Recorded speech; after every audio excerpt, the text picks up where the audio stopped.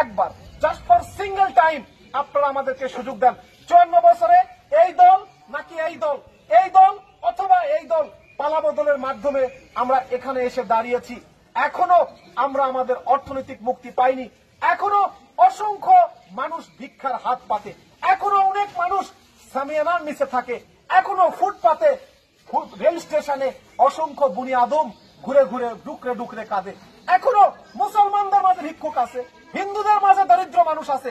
এখনো আমরা প্রত্যেক বয়স্ক মানুষের চিকিৎসা নিশ্চিত করতে পারিনি। এখনো আমাদের স্বাস্থ্য কমপ্লেক্স গুলো ভগ্ন দশায়, এখনো ইনজেকশনের সিরিঞ্জ পাওয়া যায় না, এখনো আমাদের খাদ্যের ভেজাল বন্ধ করতে পারিনি। এখনো আমি আসার সময় দেখলাম কি ভয়ঙ্কর, 54 বছর পরেও আমরা এই রাস্তা তৈরি করতে পারিনি, মাত্র তৈরি হচ্ছে।